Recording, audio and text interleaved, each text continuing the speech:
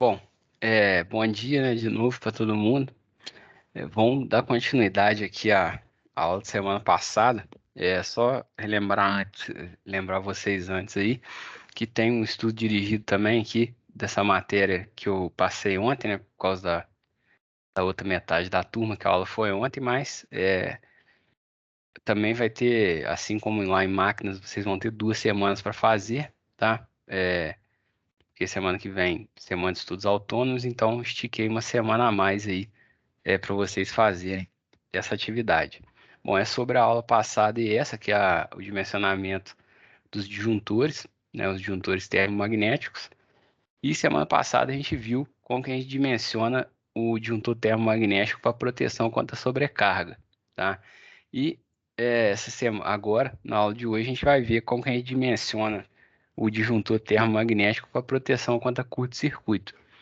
Bom, e a gente vai fazer um exemplo aqui no final que eu também vou relembrar um pouquinho como que a gente menciona quanto à sobrecarga, né, de acordo com a aula passada aí, mas vamos ver aqui o que que a gente tem que fazer para dimensionar quanto o curto-circuito. Bom, a gente tem que obedecer aqui duas condições, tá? Basicamente para que o nosso dispositivo esteja bem dimensionado para a proteção contra curto-circuito. A primeira condição é que a capacidade de interrupção do nosso disjuntor, ou seja, a corrente máxima que ele consegue interromper a passagem dela, tem que ser maior ou igual à corrente de curto-circuito prevista para o local de instalação daquele disjuntor. Bom, e o que que isso aí significa? Quando a gente escolhe um disjuntor, ele tem lá uma capacidade de interrupção, tá? Tem 3 kA, tem 4 kA, 6 e por aí vai, tá? Tem vários disjuntores diferentes no mercado com diferentes capacidades de interrupção. Vamos supor que eu tenho uma corrente de curto-circuito de 3,5 kA prevista lá para o meu quadro de distribuição. Qual disjuntor que eu tenho que escolher? Se eu tiver lá um de 3 e um de 4 kA disponível, eu vou ter que escolher o de 3 ou de 4 kA para o meu. Essa minha corrente é 3,5, corrente de curto. Eu vou ter que escolher o de 4 kA, que é maior, tá? Por quê? Ele aguenta interromper uma corrente de até 4 kA. Então, significa que se a de 3,5 está um pouquinho menor, ele vai conseguir interromper essa corrente com facilidade. Agora, se eu escolher o de 3 kA, a corrente de curto-circuito está acima da capacidade que ele aguenta interromper, ou seja, abrir o circuito durante a passagem dessa corrente. Então, eu não posso escolher o de 3 kA nessa situação, tá? Então, essa primeira condição aqui, apesar de ser muito simples, tá? É muito importante a gente atender é, essa restrição aqui ao dimensionar um disjuntor aí, ao escolher um disjuntor de acordo com a proteção de curto-circuito. Agora, a segunda condição que a gente tem é que a energia específica que o disjuntor deixa passar, né, durante o curto-circuito, né, ou seja, eu tenho uma corrente de curto-circuito passando, o disjuntor vai demorar um certo tempo para abrir o, o circuito durante a passagem dessa corrente, eu vou dissipar uma energia durante esse tempo. Essa energia não pode ser maior do que a energia que um cabo pode dissipar, tá? Bom, e a gente consegue estabelecer aqui essa relação com a equação 2 aqui, onde a gente tem a corrente de curto-circuito ao quadrado vezes o tempo que eu demoro para fazer a abertura, tem que ser menor ou igual a essa constante K ao quadrado vezes a seção do condutor em milímetros quadrados elevado ao quadrado também, tá? Bom, a corrente de curto-circuito, vocês estão vendo que ela apareceu aqui nas duas condições, já vou falar sobre ela, tá? Bom, com essa segunda a gente vai determinar o quê? O tempo máximo de abertura do nosso disjuntor, tá? A gente vai determinar o tempo aqui máximo que o condutor pode aguentar conduzindo aquela corrente de curto-circuito e o disjuntor tem que fazer a abertura num tempo menor do que esse tempo máximo que o condutor aguenta. Bom, essa constante K, ela vai depender do material do condutor e da isolação. Tá? Aí a gente tem esses valores aqui padronizados, tá? Só saber qual que é o tipo do condutor. Se for cobre com isolação PVC, o K é igual a 115. Se for cobre com isolação EPR ou XLPE, o K é 135, tá? Se for alumínio com PVC, 74. Se for alumínio com EPR ou XLPE, o K é 87. Então, o K é uma constante que a gente tem que olhar esses valores padrão aqui conforme o tipo de cabo e o tipo de isolação que a gente está utilizando. Bom, o S é a seção do condutor em milímetros quadrados, tá? Se for um condutor lá, aqui que a gente projeta, se é de 2,5, se é de 4 milímetros, se é de 6 e por aí vai, tá? É só a gente substituir esse valor aqui no S que a gente chega aí no nosso valor da energia, né, que o cabo pode dissipar. Bom, a corrente de curto-circuito a gente tem que descobrir ela, tá? A gente tem que calcular a corrente de curto-circuito para aquele ponto onde a gente vai instalar o disjuntor, seja no quadro de distribuição, seja no quadro de medição, seja num quadro terminal, né? Às vezes a gente pode ter um quadro terminal depois do quadro de distribuição. É... Bom, quadro terminal seria comum se a gente tivesse sei lá, por exemplo, numa casa que tem uma área de churrasco, né? Eu quero colocar lá a instalação da área de churrasco é, separado. Eu faço um quadro terminal lá na área, né, que vai ficar depois do meu quadro de distribuição da casa. Tá? Um exemplo. Sou uma pequena oficina, eu tenho um maquinário ali na oficina, eu quero um quadro terminal só para o maquinário e o quadro geral, né, de distribuição vai ficar para o restante da instalação. É outro exemplo também, tá? Então, cada local que eu instalo disjuntor, eu tenho uma corrente de curto-circuito específica para aquele local. A gente tem que saber calcular essa corrente de curto-circuito, que é o que a gente vai ver agora. Bom, o curto-circuito, gente, nada mais é do que quando a gente dá um caminho de baixa impedância, um caminho para a corrente fluir para a terra, seja em qualquer ponto do circuito aí que a gente fornecer esse caminho para a terra, tá? Bom, esse caminho aí pode se dar por causa de um acidente, de uma operação errada, pode fechar um arco elétrico, romper a isolação do nosso circuito. O curto ele pode ocorrer por várias razões, tá? Mas o curto nada mais é do que eu aterrar aqui, igual tá nessa figura, eu aterrar em um ponto aqui a minha instalação onde ela não deveria estar aterrada. Bom, com isso, ó, da fonte onde eu tenho tensão nominal até o curto-circuito, quando a corrente chegar aqui, ela vai para o caminho de baixa impedância, tá? Ela vai para o caminho que ela acha mais fácil. Então, essa corrente vai fluir toda para o curto-circuito e vai deixar de ir para a minha carga aqui, que é o Z2, tá? Com isso, eu vou ficar com uma impedância muito menor aqui entre a fonte e a carga. Bom, e essa impedância, basicamente, é formada por duas partes, tá? A impedância do transformador, seja o transformador do poste, onde está sendo fornecida energia para mim, ou se for uma subestação dentro da instalação, o transformador que está dentro dessa subestação, tá? E o Z1 aqui, a impedância dos cabos que levam a energia do transformador ou do ponto de entrega até o quadro de distribuição ou o quadro de medição, seja lá o local onde eu quero calcular o curto-circuito, tá? Então eu tenho que somar essas impedâncias aqui. Bom, essas impedâncias eu tenho tanto resistência quanto reatância, eu tenho parte real e parte imaginária. Eu tenho que somar números complexos aqui que vocês sabem bem como é que funciona. Somar parte real com parte real, ou seja, resistência com resistência, parte imaginária com parte imaginária, reatância com reatância.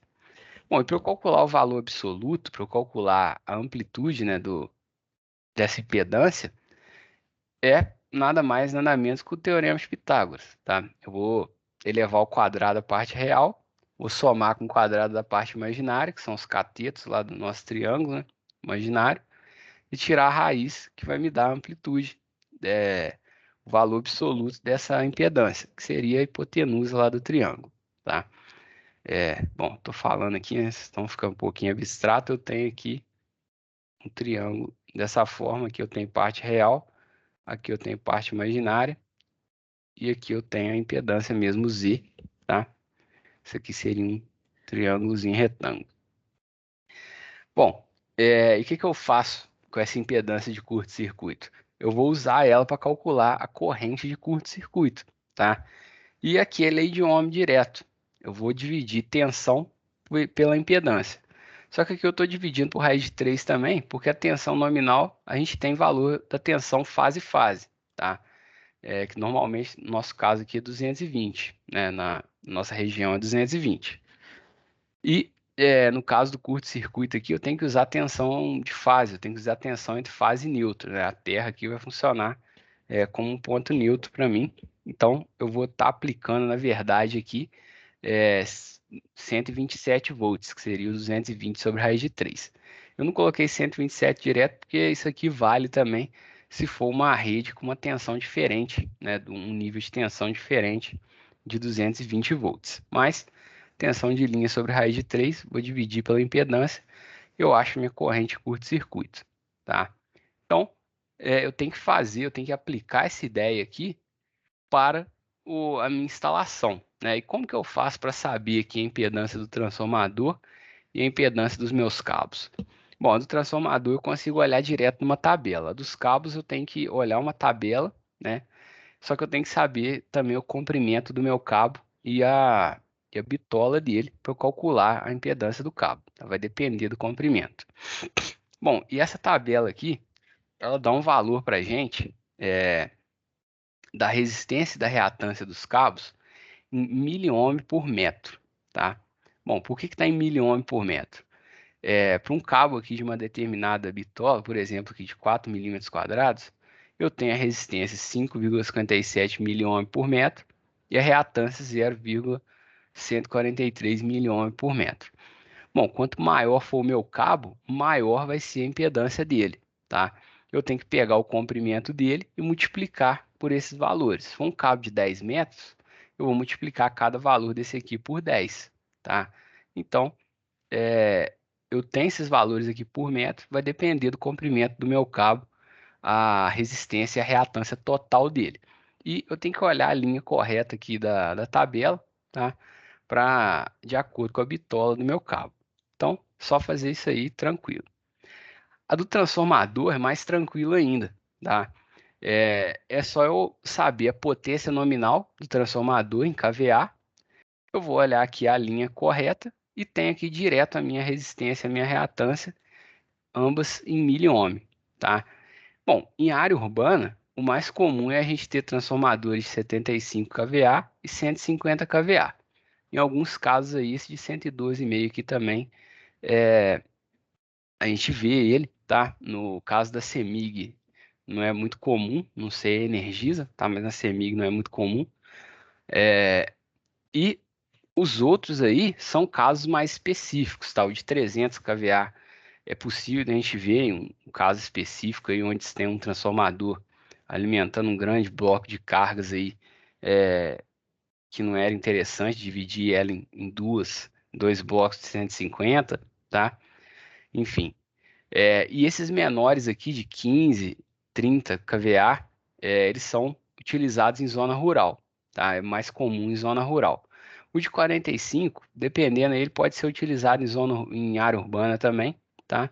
Mas o mais comum é 75 e 150 em zona urbana, é o mais comum da gente ver. Então, conhecendo aqui o valor da potência nominal do transformador, é só vir aqui olhar na tabela, tá? Se for 75 kVA, a resistência é 10,33 miliohm e a reatância é 20,09 miliohm. Bom, essa tabela aqui, gente, ela vale para transformadores que têm o secundário em 220 e 127, tá? Fase 220, fase neutro 127. Se for um transformador que tem o secundário 380, fase 220, fase neutro, que só em outras regiões do Brasil que a gente tem isso aí, né, na rede, aí é outra tabela, tá? Tá lá na NBR 5410 também, eu tirei essa tabela de lá, tá? Mas aí tem outra tabela se a tensão secundária for diferente, tá? Essa aqui vale para nossa tensão aqui da nossa região, né? Só a título de exemplo aí, Brasília é 320, 380, 220 a tensão lá. Então o pessoal de Brasília tem que olhar uma tabela diferente dessa aqui. Mas só como exemplo aí, tá? Bom, e a gente chegando, né, na impedância de curto-circuito, olhando a impedância do transformador e dos cabos, a gente calcula a corrente de curto-circuito. Essa corrente de curto-circuito, ela vai ser algumas vezes maior do que a corrente nominal do disjuntor, tá? A corrente nominal do disjuntor, a gente projeta ela lá da proteção contra sobrecargas, igual eu fiz na aula passada, vou relembrar com vocês aqui ainda, tá? No exemplo. Mas a gente vai ter que escolher também uma curva para o nosso disjuntor. E a gente tem 4 curvas, A, B, C, D, tá? Bom, e a gente escolhe essa curva olhando a corrente de curto-circuito, ela vai ser um múltiplo da corrente nominal aqui, tá? Aqui os gráficos vão de 1, onde a gente tem a corrente nominal exatamente do disjuntor, e 30 vezes a corrente nominal, tá? E o tempo de abertura desse disjuntor, tá? Bom, aqui essa curva, são duas curvas, né, fazendo essa região amarela aqui. Atrás dessa curva, o disjuntor não vai atuar. Depois dessa curva, o disjuntor com certeza vai atuar. Entre as duas, pode ser que ele atue ou não, tá?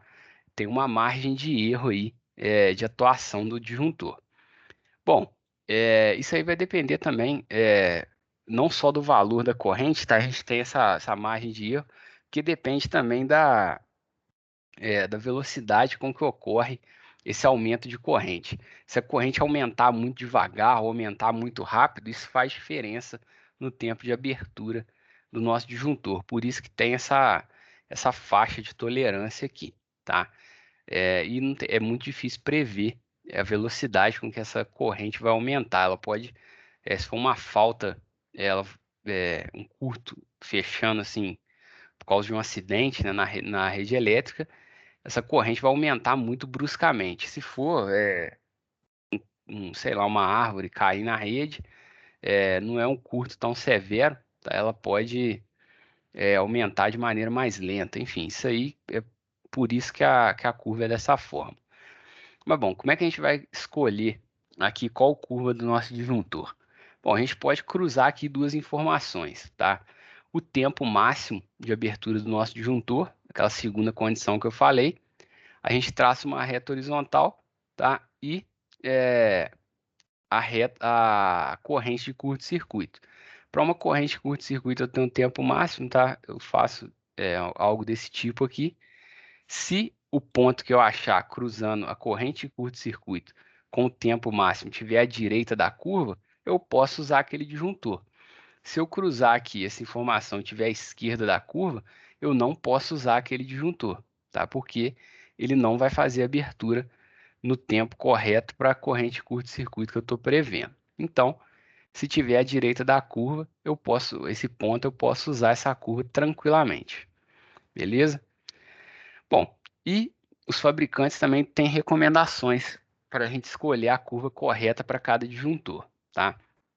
A curva A, ela é indicada para proteger equipamentos eletrônicos, tá? Ela é a curva mais rápida. Ela é o disjuntor que tem o tempo de abertura mais rápido para correntes menores, porque os equipamentos eletrônicos eles são mais sensíveis. Qualquer corrente um pouquinho acima da nominal pode queimar esses aparelhos, tá? E é mais indicado a gente utilizar a curva A. Só que nem todos os fabricantes fornecem disjuntores com curva A, são só alguns, tá? A norma não exige que os fabricantes ofereçam essa curva A. Essa aqui eu peguei da Siemens, tá? Essas curvas aqui, a Siemens oferece disjuntores com essas 4 curvas, tá? Mas a curva A nem todo fabricante vai oferecer. As curvas B, C, D, aí a norma obriga os fabricantes a fornecerem disjuntores com essas 3 curvas, tá? E tem recomendações para a gente utilizar cada uma delas. Assim como a A é mais utilizada para equipamentos eletrônicos, a curva B ela é utilizada geralmente para iluminação e tomadas de uso geral, tá? Circuitos mais gerais e de menor corrente, tá?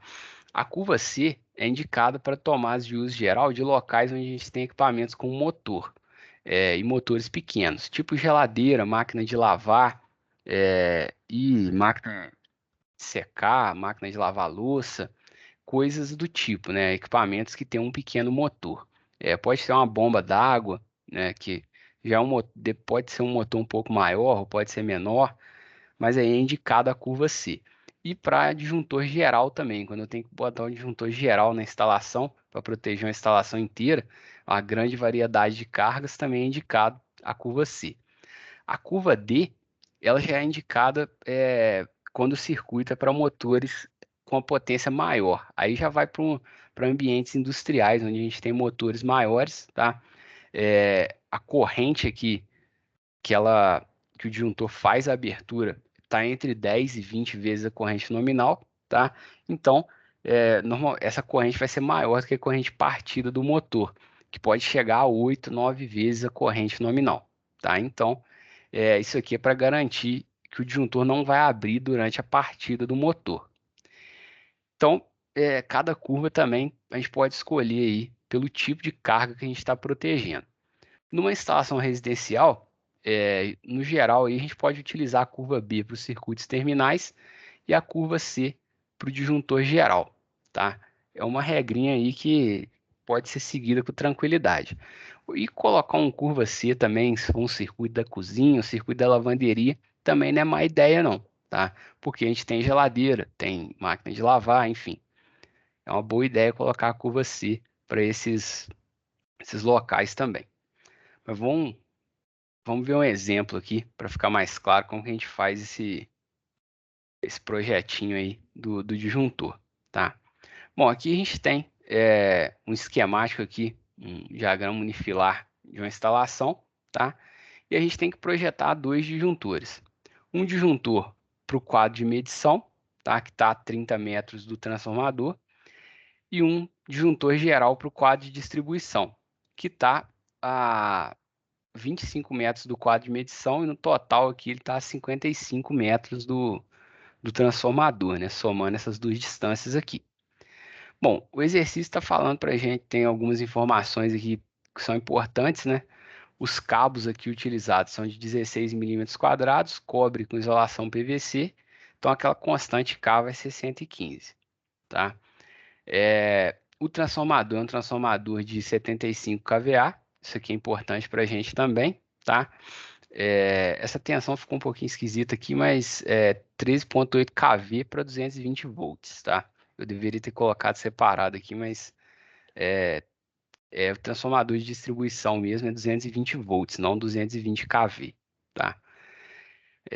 Bom, e a gente, para projetar, né, o disjuntor para proteção contra curto-circuito no QM e no QD, a gente tem que calcular as correntes de curto-circuito nesses dois pontos aqui da instalação. Elas vão ser diferentes porque as distâncias delas, as distâncias desses quadros até o transformador são diferentes. Então a gente tem que calcular essas duas correntes de curto-circuito. O exemplo está pedindo também para a gente projetar o disjuntor, né, para proteção contra sobrecarga. Está falando que a corrente de projeto aqui é 59 amperes. E o método de instalação é B1, tá? E isso aqui, segundo tópico aqui, em relação à aula passada, eu vou relembrar com vocês aqui mais para o final. Mas vamos concentrar aqui na proteção contra curto-circuito inicialmente. Bom, primeira coisa que a gente tem que fazer é calcular as impedâncias de curto-circuito no quadro de medição e no quadro de distribuição. Bom, e temos que descobrir a impedância do transformador e a dos cabos. A dos cabos, eles são de 16 milímetros quadrados, tá? Então, é essa linha aqui que está destacada em vermelho. Eu tenho a resistência 1,41 miliohm por metro e tenho a reatância 0,112 miliohm por metro, tá? E eu vou multiplicar pela distância do quadro de medição ao transformador e a distância do quadro de distribuição até o transformador. São duas distâncias diferentes, eu vou ter duas impedâncias diferentes para cada local ali, para cada um desses dois quadros. Bom, e a impedância do transformador é só ir lá na tabela, tá? O transformador de 75 kVA, eu tenho a resistência de 10,33 miliohm e a reatância de 20,09 miliohm. Essa é a impedância do transformador, tá? É só eu pegar direto aqui. Bom, primeiro aqui para o quadro de medição, tá? Tudo que está aqui nesse slide vale para o quadro de medição. A impedância dos cabos, tá? Eu tenho que multiplicar aquela impedância em miliohm por metro pela distância do quadro de medição até o transformador, que é 30 metros. Então, multiplicando aqui, eu tenho essa impedância aqui para o quadro de medição, tá? Parte real e parte imaginária. Bom, eu quero achar a impedância total, tá? Eu vou somar essa impedância dos cabos com a impedância do transformador, tá? Somando parte real com parte real elevando ao quadrado, parte imaginária com parte imaginária elevando ao quadrado, tá? Eu somo as duas, tiro a raiz e vou ter essa impedância total, tá? Minha impedância de curto-circuito é 57,62 miliohms nesse caso.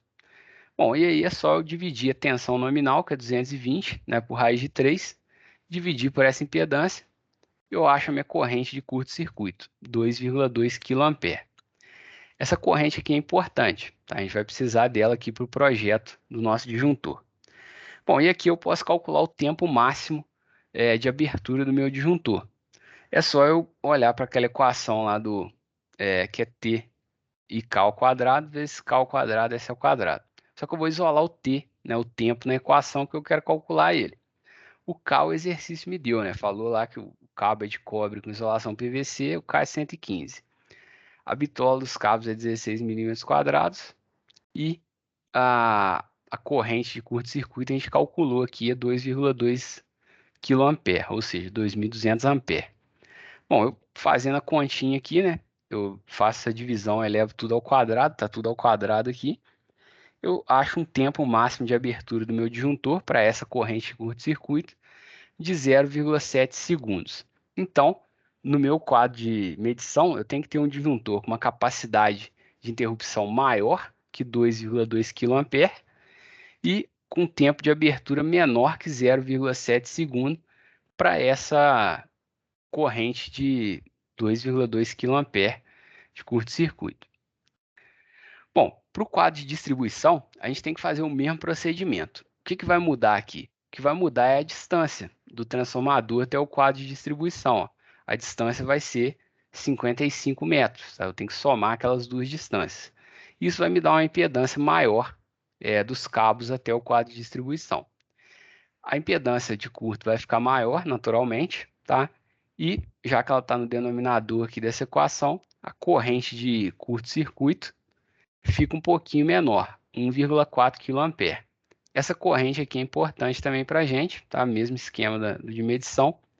E repetindo o processo aqui mais uma vez, a gente tem um tempo maior agora, de 1,73 segundos é o tempo que os cabos vão suportar essa corrente de 1,4 kA passando por esses cabos, tá? Corrente de curto-circuito menor, o tempo sempre vai ser maior. Os cabos suportam essa corrente por um pouquinho mais de tempo. Bom, então eu tenho as informações que eu preciso tanto do quadro de medição quanto do quadro de distribuição. Bom, primeira coisa que eu vou escolher é o disjuntor de acordo com a corrente, a capacidade de interrupção desse disjuntor, tá? Lá no catálogo da Siemens, que está aí no Teams para vocês, eu criei uma pasta que está escrito catálogo de disjuntores.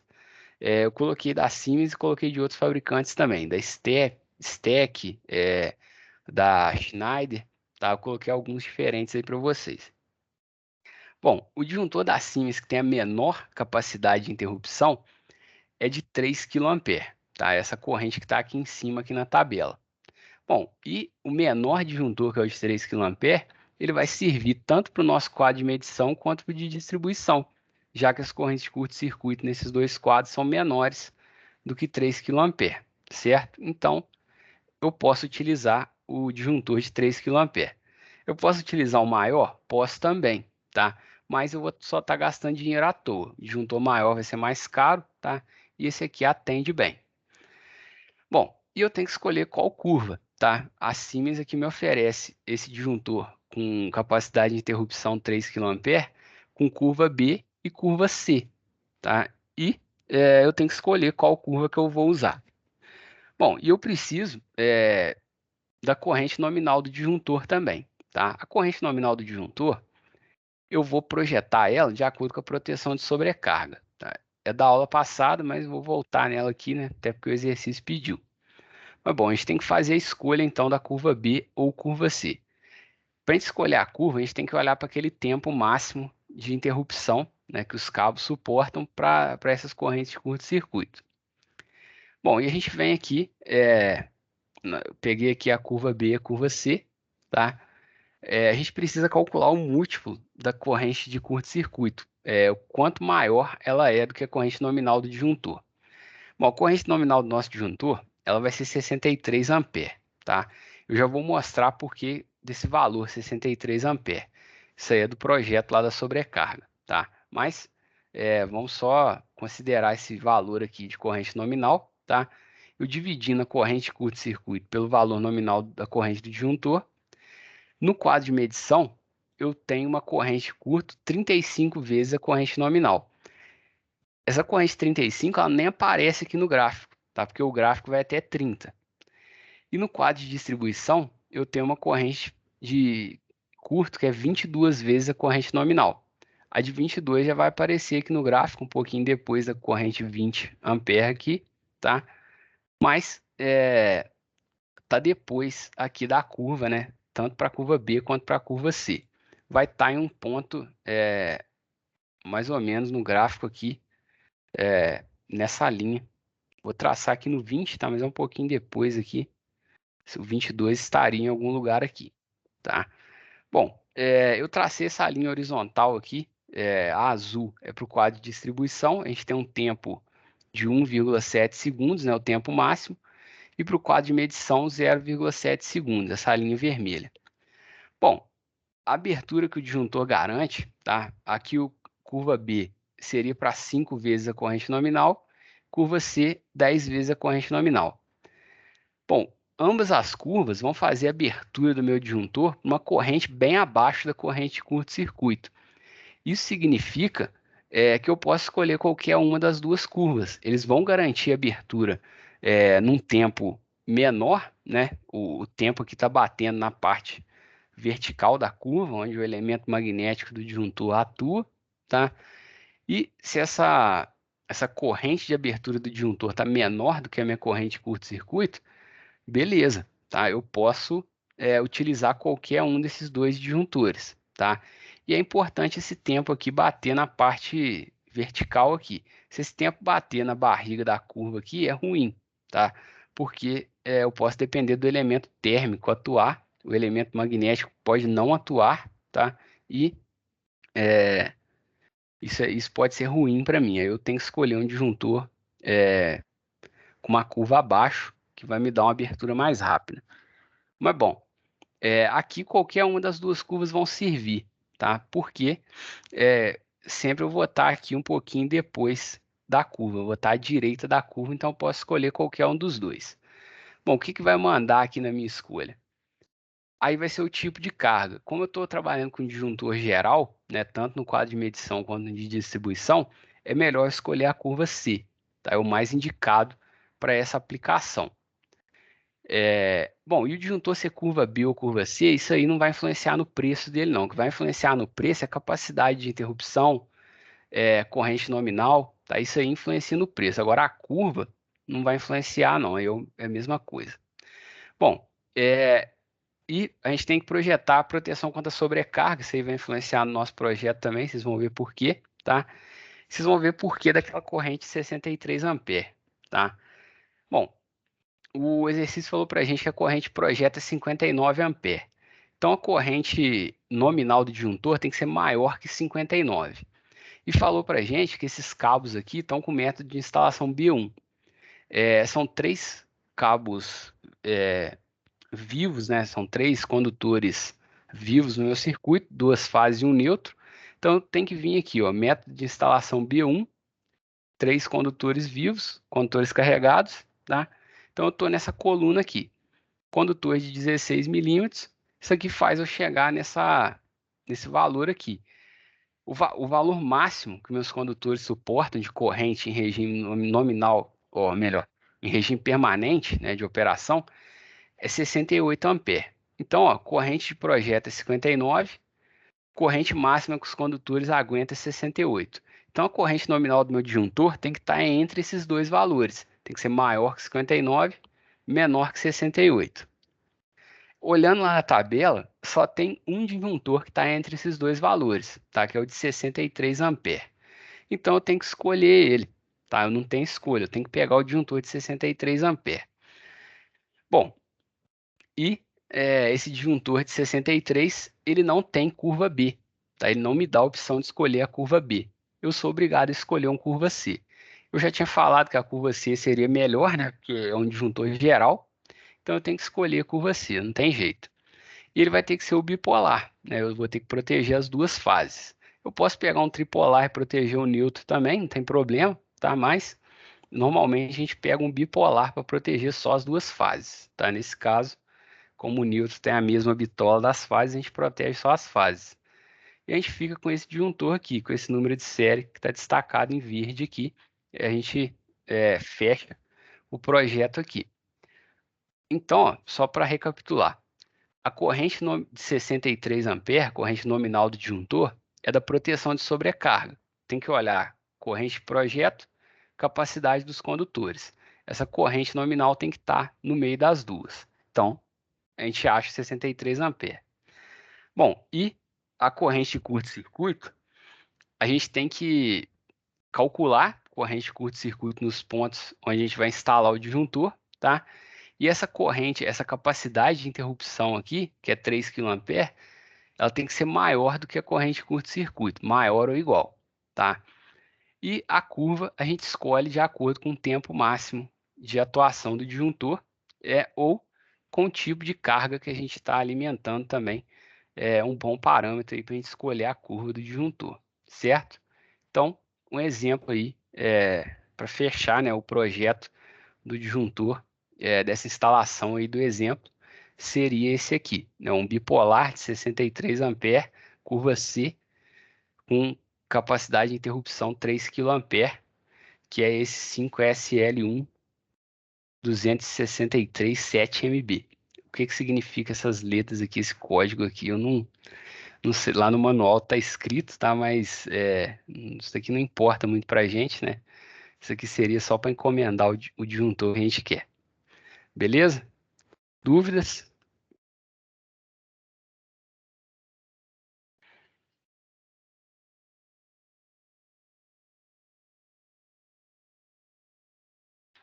Tudo tranquilo?